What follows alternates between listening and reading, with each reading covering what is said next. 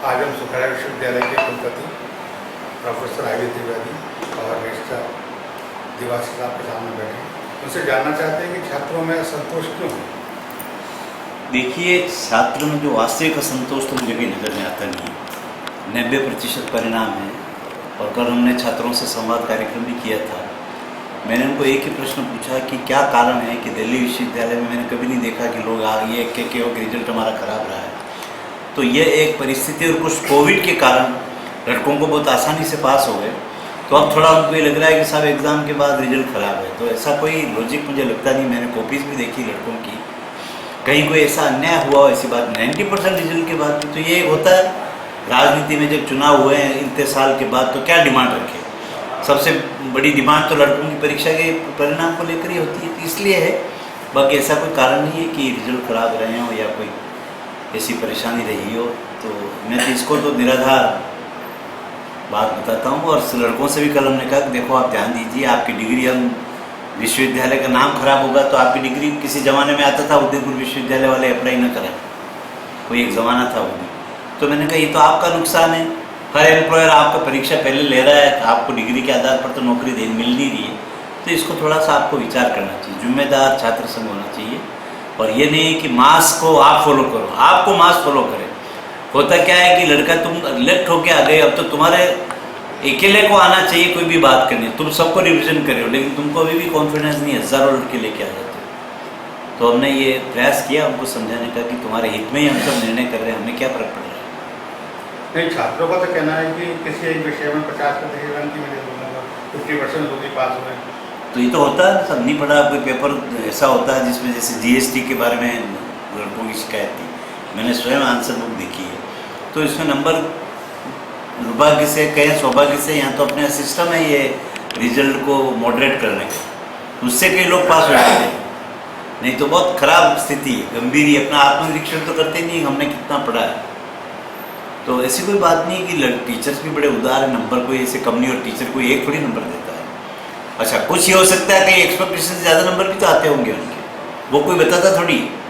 और आज तक कोई लड़का रिजल्ट से संतुष्ट हुआ हो तो बता दो आप। तो ये जिसमें कम आते हैं, जो वास्तविक नंबर आते हैं, उसमें वो कितने से हमारे कम आते हैं, कोई इस पेपर में इतने नंबर, ये कोई लॉजिक नहीं है कि साहब इसमें तो 80 है और इसमें 40 ही है। ये तो अपनी अपनी चॉइस का सब्जेक्ट हो सकता है, कोई अच्छा सब्जेक्ट आता है।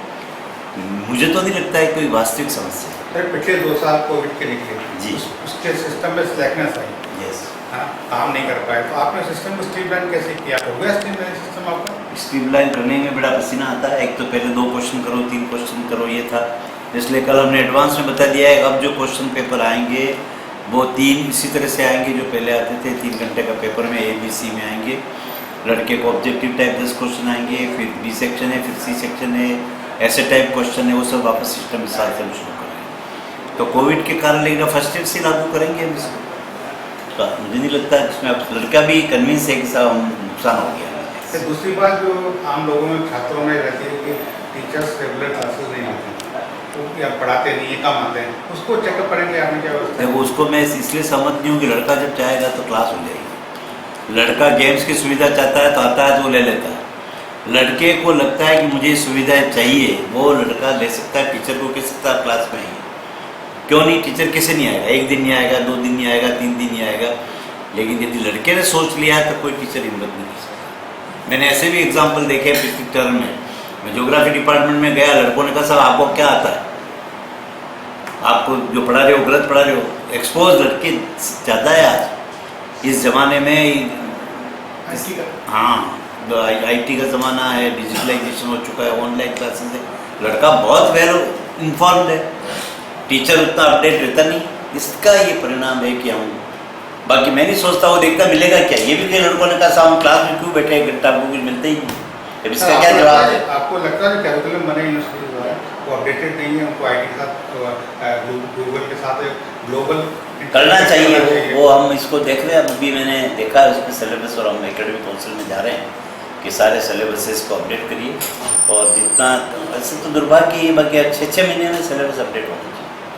हमारा चार्टर्ड इंस्टीट्यूट है, institute of chartered accountants of India, जिसका इतना अपडेशन है जो यूनिवर्सिटीज़ में नहीं, उनका तो काम ही नहीं है ये।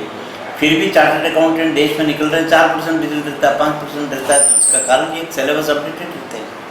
मेरा सवाल देवाशीष साहब आपसे, यूनिवर्सिटी को आप देख रहे हैं, यूनिवर्सिटी में स्टाफ टाइमली नहीं आता है, ये शिकायत है, उसको आपने कैसे कंट्रोल किया? यूनिवर्सिटी में साहब हम ये कोशिश करते हैं, मैं वैसे टाइमली पूरे टाइम रहता हूँ, फुल टाइम, सुबह से लेकर शाम तक ऑलवेज उपलब्ध रहता हूँ हमेशा, और मेरा ठेठ से पूरी नौकरी में यही रहा है कि मैं उपलब्ध रहूँ।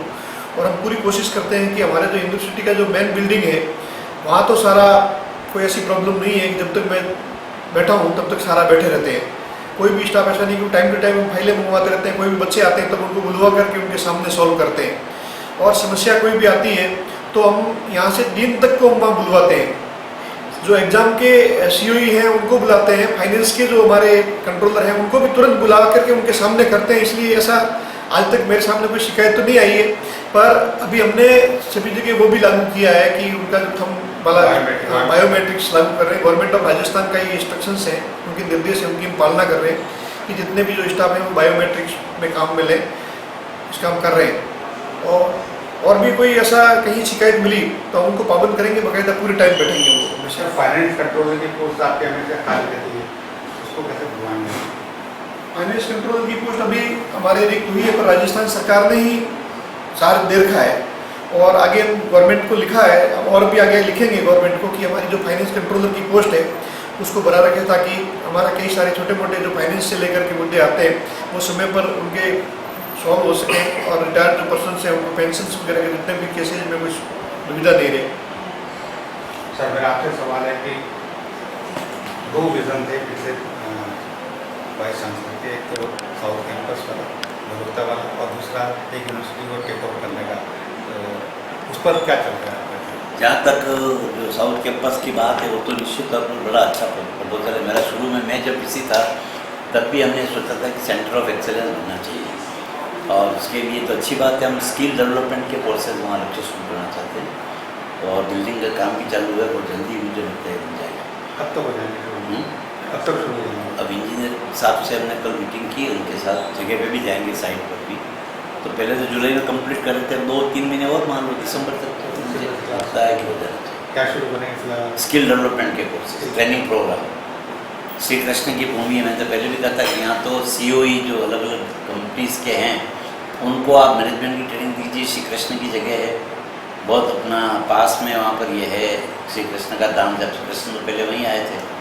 तो ऐसा कुछ सोचते हैं कि मेरा क्लासेस लगाना के मैं पक्ष में नहीं हूँ, लेकिन अगर लड़कियों का कॉलेज कोई खुलता है उसमें इतना मिल जाता है, बाकी इतना क्या है ट्रेडिशनल काम, लड़कियाँ तो यहाँ भी पढ़ सकती हैं, देखो कौन सा आसपास की विलेज की लड़कियाँ अगर वहाँ पढ़ना चाहें तो अगर ऐसा डिमांड है और ऐसे आएगी लड़कियाँ तो पढ़ाएंगी, लेकिन वही एक फैकल्टी तो है नहीं हमारे पास, उसको रिक्रूट करना, सेल्फ फाइनेंसिंग में लगाना, तो पता नहीं क्वालिटी कैसे कर पाएंगे। हम देखते हैं इसको, वो तो अगले साल से ही होगा लड़कियों के एडमिशन। तो आपके पास 3 यूनिवर्सिटी का चार्ज है, तो आप कैसे उसको मेंटेन कर पाते हैं? कैसे चला पाएंगे?